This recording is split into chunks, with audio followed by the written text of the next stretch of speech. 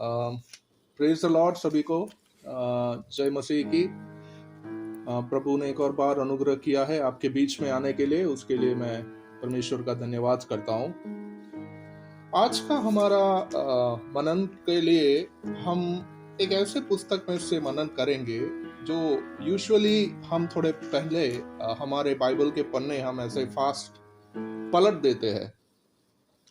तो हम चलेंगे एमोस के किताब में। अब एमोस की तरह कोई पूछेगा तो हम कह सकते हैं जरमिया के बाद लैमेंटेशंस, उसके बाद फिर इज़ेकियल के बाद फिर होशेया, फिर एमोस।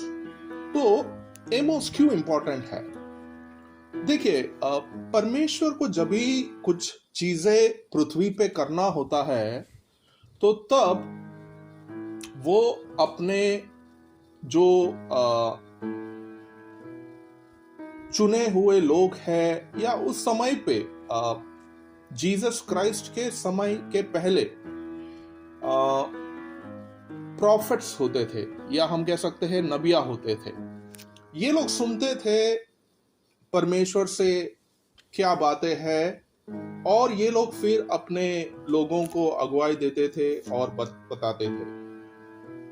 तो उस समय में ये बीसी का टाइम मैं कह रहा हूं, अराउंड द टाइम जब उसैया ऑफ जूडा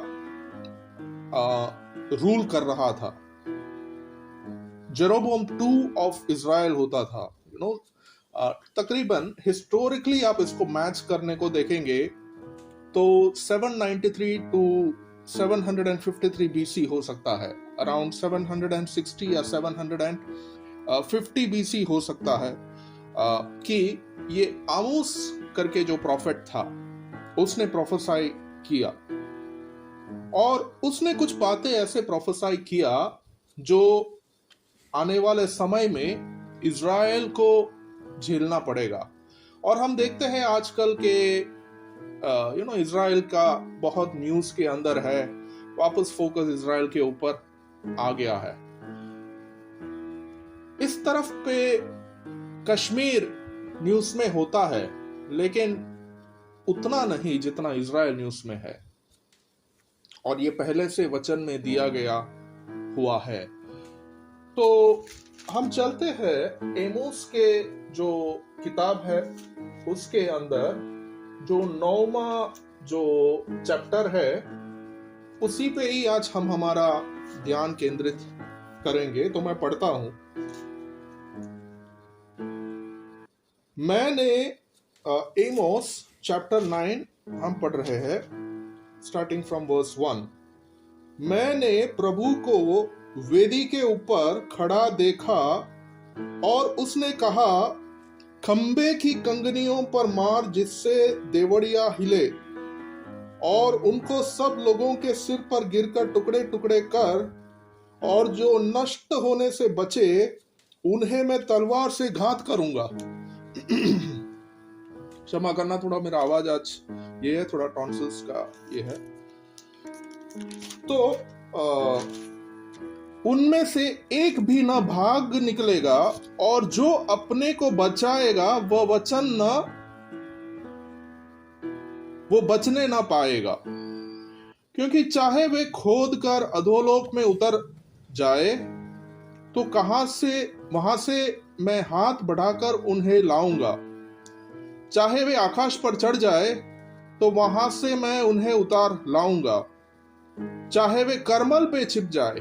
अब माउंट करमल एक बहुत ही सिग्निफिकेंट प्लेस है, इसलिए वो एक एक्सट्रीम ऑफ द अर्थ हम कह सकते हैं, स्पिरिचुअल सिग्निफिकेंस से भी। परंतु वहां भी मैं उन्हें ढूंढ ढूंढ कर पकड़ लूंगा, और चाहे वे समुद्र की थाह में मेरी दृष्टि से ओट हो, वहां भी मैं सर्प को उन्हें डसने की आज्ञा दूंगा। सर्प को डसने की आज्ञा मैं दूंगा। अच्छा, मतलब सर्प को जो देवी या देवता मानता है उसको भी ये यहोवा कंट्रोल करता है।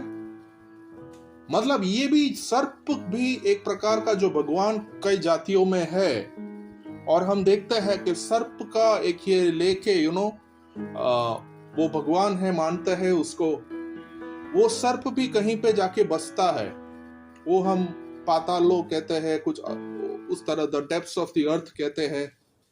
ठीक है, इधर एमोस को क्या बताता है, गौर करिए 3rd वर्स में, वहां भी मैं सर्प को उन्हें डसने की आज्ञा दूंगा। That means the serpent, the snake is also controlled by God. तो ईव को जब गार्डन ऑफ ईडन में जब बात करता है सेटन ने स्वरूप बदला सर्प के रूप में और एंटाइज किया। काफी टाइम तक मेरा मन में यह प्रश्न था, परमेश्वर तूने एक परफेक्ट गार्डन ऑफ ईडन बनाया हुआ होता है तो उसमें सर्प कहां से आया? द आंसर इज परमेश्वर सब जानता है, उसने अलाउ किया क्योंकि उसने प्रावधान उस पाप का यीशु मसीह में ऑलरेडी पहले से देख चुका था। तो सर्प इज जस्ट एक form to carry out God's wrath. लेकिन कई जातियों में ये सर्प बहुत पावर्स विल्ड करता है और वो गॉड्स एंड गॉडेसेस के रूप में वो लोग देखते हैं। मैं उसका विश्लेषण में नहीं जा रहा हूं। तो चाहे शत्रु उन्हें हांक कर बंधुआई में ले जाए, वहां भी मैं आज्ञा देकर तलवार से उन्हें घात करूंगा। See the power of the Lord. और मैं उन पर भलाई करने के लिए नहीं, बुराई ही करने के लिए दृष्टि करूंगा। इवल पीपल के लिए लोग कह रहा, परमेश्वर ये बातें बता रहा है। और संसार में आज बहुत इवल पीपल है, हमको पता है। अच्छा, 5th वर्स पे चलते हैं। सेनाओं के परमेश्वर यहोवा के स्पर्श करने से पृथ्वी पिघलती है। नाउ डू यू सी कितना महान परमेश्वर है हमारा। सेनाओं का परमेश्वर यहोवा। कुछ टाइम पहले मैंने आपको बताया था यहोवा का क्या सिग्निफिकेंस है। यहोवा के स्पर्श करने से पहले पिघलती है और उसके सारे रहने वाले विलाप करते हैं, और वह सब की सब मिस्र की नदी के समान हो जाती है, जो बढ़ती है फिर लहरें मारती और घट जाती है। जो आकाश में अपनी कोठरियां बनाता है, ओ हो, और अपने आकाश मंडल की नींव पृथ्वी पर डालता है, और समुद्र का जल धरती पर बहा देता है, उसी का नाम यहोवा है। ये एक पर्सनल स्टडी है मेरा हेवेंस के ऊपर, के हेवन में पानी है। आप लोग विश्वास करते हैं? देखो, एमोस का किताब बता रहा है, एमोस का किताब बता रहा है, जो आकाश में अपनी कोठरियों बनाता है और अपने आकाश मंडल की नींव पृथ्वी पर डालता, और समुद्र का जल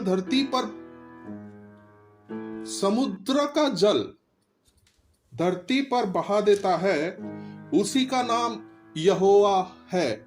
क्यों वाराणसी को स्पिरिचुअल सिग्निफिकेंस है अन्य जाति में? क्यों गंगा नदी को स्पिरिचुअल सिग्निफिकेंस है अन्य जाति में?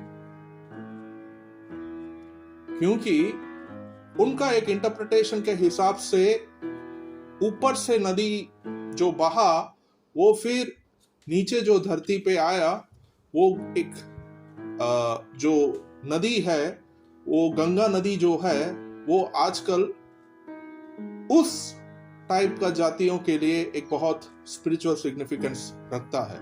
पर वो पानी आया कहां से? पानी ऊपर से आया। तो अगर अन्य जाति के इंटरप्रिटेशन में आप देखें, हमारे इंटरप्रिटेशंस में आप देखें, हमारे इंटरप्रिटेशन में एमोस के हिसाब से, और समुद्र का जल धरती पर बहा देता है। कहां से बहाया? Is my question. आपने ये पढ़ा, और समुद्र का जल धरती पर बहा देता, कहां से बहाया? ऊपर से बहाया।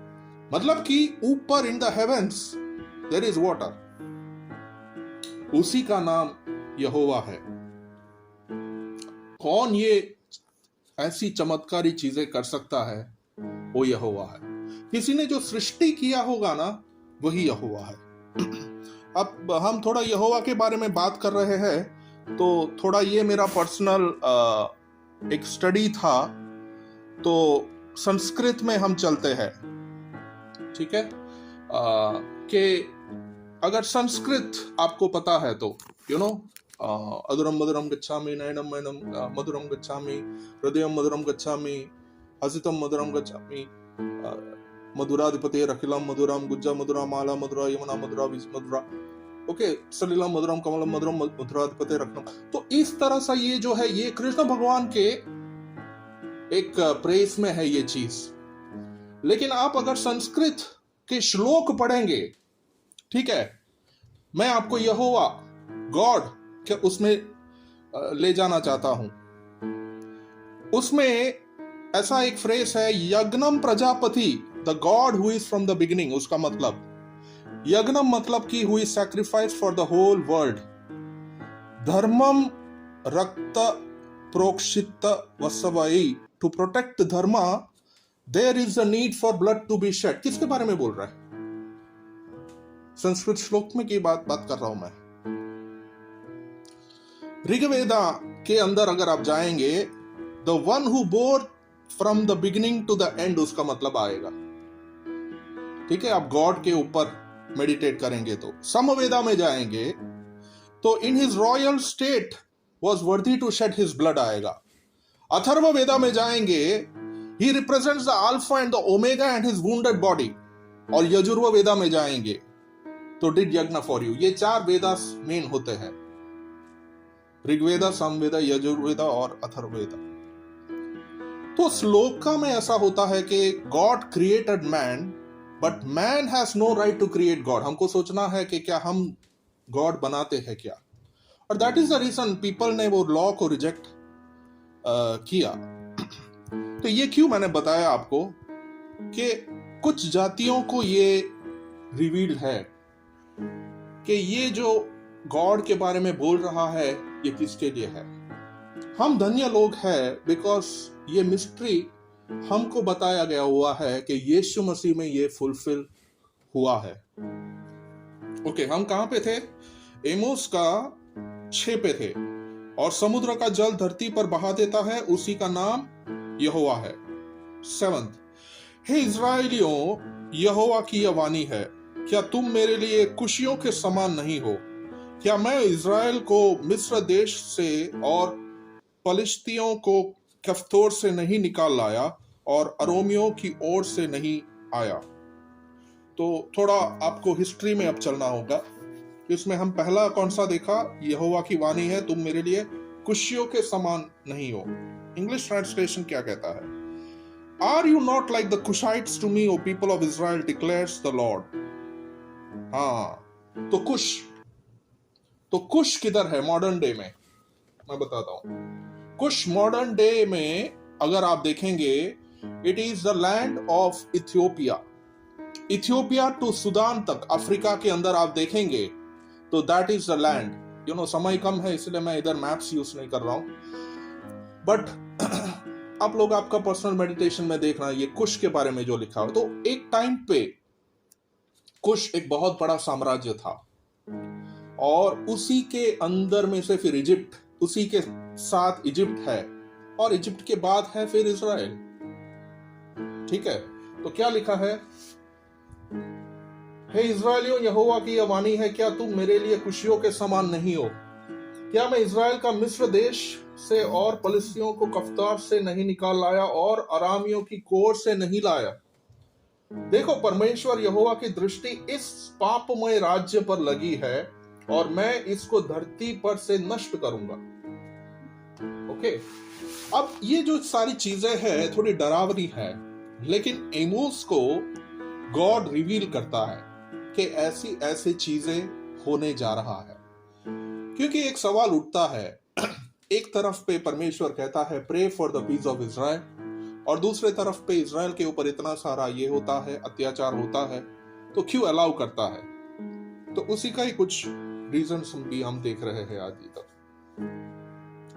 और मैं उसको धरती पर से नष्ट करूंगा, तो भी मैं पूरी रीति से याकूब के घराने का नाश न करने दूंगा। देखो, यहोवा प्यार करता है कंप्लीटली डिस्ट्रॉय नहीं करेगा।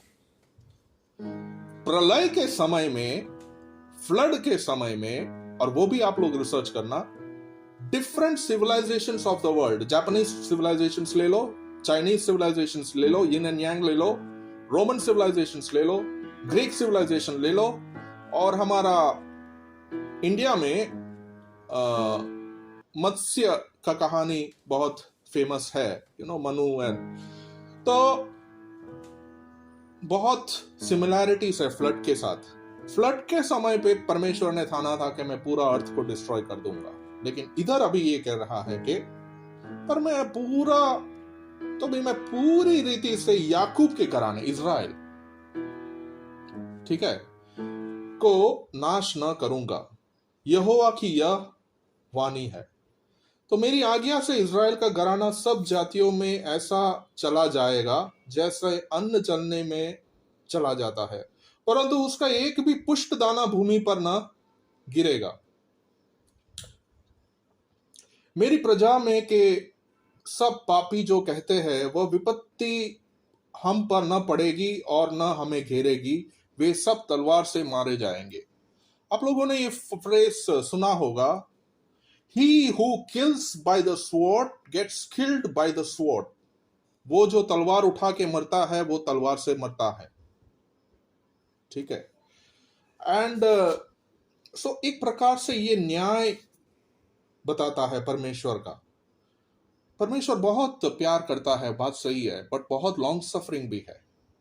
अब लॉन्ग सफरिंग का मतलब क्या है कि आज जैसे ये सभा में 2-3 बार जिक्र हुआ परमेश्वर का आज्ञा, परमेश्वर का आज्ञा, परमेश्वर का प्यार, उसका उल्लंघन हम डेली करते हैं, ठीक है ना। परफेक्ट एक क्रिश्चियन लाइफ नहीं जीते हैं, कहीं ना कहीं कुछ ना कुछ ऊपर नीचे हो जाता है, लेकिन परमेश्वर फिर भी उसका दया दिखा के हमें चलाता है, राइट। तो लेकिन कुछ है जो तलवार से जो करते हैं उनके लिए है, मेरी प्रजा में वह विपत्ति हम पर न पड़ेगी और ना वे सब तलवार से मारे जाएंगे। उस समय मैं दाऊद को गिरी हुई झोपड़ी को खड़ा करूंगा। अब ये हिस्टोरिकली आप देखना, सोलोमन ने जो टेंपल बनाया था उसको गिराया और उसके बाद फिर उसको वापस अटेम्प्ट है बनाने के लिए। उस समय के दाऊद और उसके बाढ़ के नाकों को सुधारूंगा और उसके खंडेरों को फिर बनाऊंगा, और जैसे वह प्राचीन काल में था उसका वैसा ही बना दूंगा, जिससे वे बचे हुए एदोमियों को वरन सब जातियों को जो मेरी कहलाती है अपने अधिकार में ले। यहोवा जो यह काम पूरा करता है उसी की यह वाणी है। अब मैं थोड़ा बता दूं, एक और नया देश आया। कौन सा देश आया? गौर किया आपने? 12वीं आयत, 12th वर्ड सॉरी, जिससे वे बचे हुए एदोमियों, Edom, the nation of Edom. The nation of Edom आज का मॉडर्न टाइम्स में कौन सा है? ये वो बेल्ट है फ्रॉम जॉर्डन, ठीक है, जॉर्डन टू जो अरब नेशंस जो है मिडिल ईस्ट में। तो इडोम भी एक प्रकार से इज़राइल का उस टाइम पे, ठीक है, before the times of Christ, एक हॉस्टाइल नेबर होता था। जैसे हम कहते हैं कि India is also surrounded by some hostile neighbours, ठीक है, उस तरह से इज़राइल का भी। तो परमेश्वर एदोम को यूज करता है इज़राइल को जब सबक सिखाना है। तो कई बार एदोम का राज्य के लोग आके इज़राइल के ऊपर घात करता है, परमेश्वर अलाउ करता है, क्योंकि उसके अन्याय में इन लोगों का हृदय एक, उनको राजा चाहिए था, जबकि परमेश्वर उनको बार बार कह रहा था मैं तुम्हारा राजा हूं। नहीं, पर हम देखते हैं कि कुश में राजा है, हम देखते हैं कि एदोम में राजा है, तो हमको भी राजा चाहिए, इसलिए फिर परमेश्वर ने उनको राजा दिया। इसलिए फिर अगर आप बाइबल पढ़ेंगे तो आपको आता है राजा दाऊद, ठीक है, राजा Solomon, king David, king Solomon, okay. तो इस तरह से God different nations of the world को यूज करता है अपने पर्पसेस को, क्या कहते हैं, फुलफिल करने के लिए। हम जो नेशन पीड़ा में है, जो नेशन डिस्ट्रेस में है, देखते हैं तो हमको हमारा खून ये होता है। यू नो, गाजा में जो होता है देख के मेरे को ये होता है कि ये अभी इज़राइल अत्याचार नहीं कर रहा है क्या? अभी मैं कैसे प्रे करूं इज़राइल के लिए? लेकिन बाइबल के अंदर ही एक वर्स है कि उन दिनों में ऐसा होगा कि सारे नेशंस तुम्हारे अगेंस्ट हो जाएंगे, क्योंकि तुम्हारा कर्म ऐसा है। इसके लिए उसके पीछे एक रीजन है कि यहोवा का जो कर्स है वो जनरेशंस टू जनरेशंस में जाता है। तो वो फिलिस्तीयों के परदादाओं ने अगर इज़राइल को अगर हानि पहुंचाया होगा और उसके अभी संतान बने हुए हैं जो उधर गाजा में है, तो वो एक श्रापित प्रजा है वहां पे। अब मैं इसका बहुत न्याय में नहीं जा रहा हूं, क्योंकि वो फिर ह्यूमन राइट्स का विषय हो जाएगा। ओके, हम कहां पे थे? इदोमियों में थे। तो मैं जस्ट इदोमियों का रेफरेंस इसलिए किया कि इदोम जैसा देश को भी परमेश्वर यूज करता है इज़राइल को बताने के लिए। हमारे लाइफ में भी जब ऐसे चीजें होता है, यू नो लाइक, तो समटाइम्स गॉड हमको चीजें सिखा रहा होता है, परमेश्वर हमको चीजें सिखा रहा होता है। उसका एक उद्देश्य हमारे जीवन में उसको लागू करने के लिए। Let's move further. 13th verse पे यहोवा की यह भी वाणी है, देखो ऐसे दिन आते हैं कि हल जोतने वाले लेने वाले को और आंख रौंदने वाले बीज बोने वाले को जो लगा, और पहाड़ों से नया दाख मधु टपकने लगेगा और सब पहाड़ियों से बह निकलेगा। ओके, इन अ वे ये बताता है रेस्टोरेशन के बारे में। कुछ दिनें हैं जब विपत्तियों का दिन है होते हैं, कुछ दिनें हैं फिर जब रेस्टोरेशन का दिन होता है।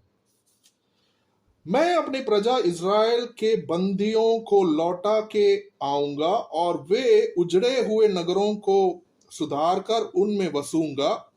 वे दाख की बारियां लगाकर दाख मधु पिएंगे और बगीचे लगाकर उनके फल खाएंगे। देखा, ये रेस्टोरेशन के बारे में बताता है। कुछ टाइम तक परमेश्वर अलाउ करता है कुछ चीजों को होने के लिए, ठीक है, लेकिन फिर प्रभु रिस्टोर भी करता है उस चीज को। I will restore the fortunes of my people Israel, and they shall rebuild the ruined cities and inhabit them, and they shall plant vineyards and drink their wine, and they shall make gardens and eat their fruit. मतलब यही, मैं अपने प्रजा Israel के बंदियों को लौटा ले आऊंगा और वे उजड़े हुए नगरों को सुधार कर उनमें बसेंगे। है कोई इधर जिसका उजड़ा हुआ लाइफ था और परमेश्वर में आने के बाद बसा? God is at work, I want to tell you. है कोई इधर उजड़े हुए सपने वाले कोई लोग? और आज परमेश्वर में आप स्थिर है और आज परमेश्वर ने आपने स्थापित किया है। हम सब वो अलग अलग फेसेस ऑफ लाइफ में से गए हुए हैं। बाइबल बहुत ही मेटाफोरिकली उसको लिखता है, ठीक है, लेकिन वो क्या कहता है? और वे उजड़े हुए नगरों को सुधार कर उनमें बसाएंगा। वे दाख की बारियां लगाकर दाख मधु पिएंगे और बगीचे लगाकर उनको फल लाएंगे। मैं उन्हें उन्हीं की भूमि में बोऊंगा और वे अपने भूमि से जो मैंने उन्हें दी है फिर कभी उखाड़े ना जाएंगे। तुम्हारे परमेश्वर यहोवा का यही वचन है।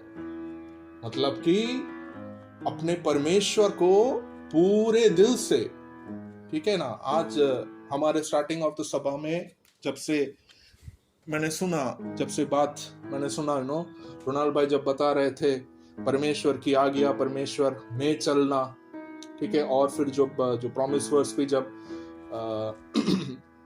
बहन बात कर रही थी तभी भी, राइट। तो अगर ये सब हम करेंगे तो परमेश्वर का एक वचन है तो इज़राइलियों को दिया, राइट है, लेकिन जो 15th वर्स है उस पे मैं कंसंट्रेट करना चाहता हूं। और ये एक प्रॉमिस ऑफ योर लाइफ करके हम भी ले सकते हैं। I will plant them on the land and they shall never again be uprooted out of the land that I have given them, says the Lord your God. परमेश्वर हमको स्थापित करता है। मैं उन्हें उन्हीं की भूमि में बोऊंगा और वे अपने भूमि में से जो मैंने उन्हें दी है फिर कभी उखड़े नहीं जाएंगे। तुम्हारे परमेश्वर यहोवा का यही वचन है। लेकिन ये कब पूरा होता है? जब हम परमेश्वर में हमारा मन एक होता है, जब हमारा फोकस परमेश्वर पे स्थिर होता है, जब हमारा एक लव फॉर गॉड एक खाली ऐसा ही जस्ट प्रवचन में एक ऐसा सरमन देने में खाली नहीं रह जाता हो, लेकिन love the Lord your God with all your heart हम करते हैं। जब हम हमारे पर्सनल टाइम निकालते हैं वचन के ऊपर मेडिटेट करने के लिए, जब हम बंद कमरों में जाके हम प्रार्थना करते हैं, नहीं corporate worship alone, corporate worship of कलीसिया अलोन नहीं, पर्सनल टाइम में जाके हम हमारे प्रार्थना करते हैं, तब परमेश्वर हमसे प्रसन्न होता है। और जब एक हमारा रिलेशनशिप उस परमेश्वर के साथ होता है, तो परमेश्वर का वचन है विपत्तियां चारों ओर होगा, लेकिन मैं तुम्हें बचा के रखूंगा। ठीक है, तो मैं आशा करता हूं कि प्रभु ने आपसे बात किया होगा। कुछ रेफरेंसेस जो हम देखे वो थोड़ा कॉन्टेक्स्ट में समझने के लिए था, and at the same time उसका हमारा लाइफ एप्लीकेशन भी जो है हम उसको समझ सकते हैं कि जैसे हमारे नजर परमेश्वर पे फिक्स्ड होता है, वो हमें स्थिर उसमें बनाए रखता है और हम उसमें आश्वासन, सुरक्षा और प्रावधान पा सकते हैं। तो दिन प्रतिदिन इतने सारे चीजें हैं, डिस्ट्रैक्शंस है, ये सब है।